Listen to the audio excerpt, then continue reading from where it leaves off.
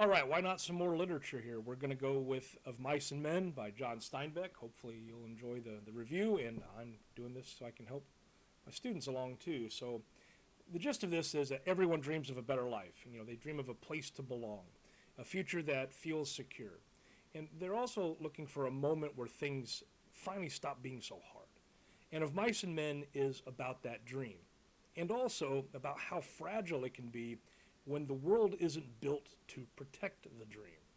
So we're looking at the first part of this, like in chapter 1, right? So it's a world that's built on hard work, but also hard luck. John Steinbeck set Of Mice and Men during the Great Depression, and this was a time when millions of Americans were drifting from job to job just to survive. Men often traveled alone. The work was almost always temporary. Trust in people always on the move was quite rare, and then things like ranch life, especially in California, was rather isolating, not just physically, but also emotionally. People didn't form attachments because attachments made loss more difficult. And into that world walk, well, George and Lenny. George is small and he's sharp and he's practical. Lenny is big and strong and mentally disabled, and he has this childlike love for just soft things. They're different from the other men on the on the ranch for one simple reason. These two have each other. George looks out for Lenny, and Lenny trusts George completely. And together they share a dream, a small farm, a place of their own. And this is a future where they won't have to answer to anyone. And that dream, as simple as it is the emotional heart of the novel. Now, the dream they have isn't about wealth.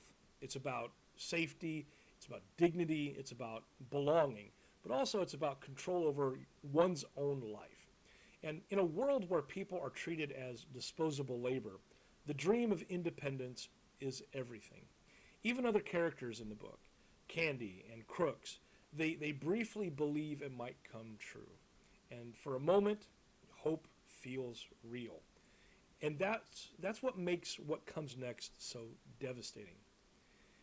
Every character in the novel is lonely. Candy fears being useless. Crooks is isolated by racism. Curly's wife is trapped by isolation and regret. George, he's burdened by responsibility. Even Lenny, he's surrounded by people, is profoundly alone. And Steinbeck makes a quiet but powerful point. Loneliness isn't being about being alone, it's about being unseen. When Lenny accidentally kills Curly's wife, everything falls apart.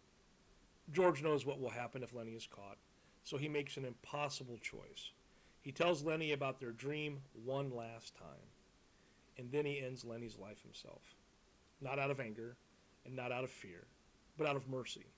And it's one of the most painful endings in American literature because it forces us to confront this brutal question. Is kindness sometimes incompatible with survival? So why talk about it? Why does Of Mice and Men still matter? Well, the story still resonates because its themes haven't disappeared. We still live in a world where people are valued for productivity. The vulnerable are left behind. Dreams are fragile. Survival often demands sacrifice. And John Steinbeck doesn't offer easy answers here.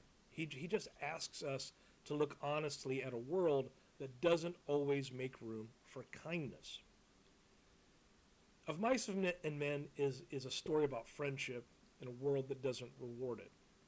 And it's about dreams that feel real until they aren't. And it's about the quiet tragedy of caring too much in a world that often cares too little. It's short. It's a novella. It's very simple. And it's the kind of work that stays with you long after the final page. Thanks for hanging around and watching.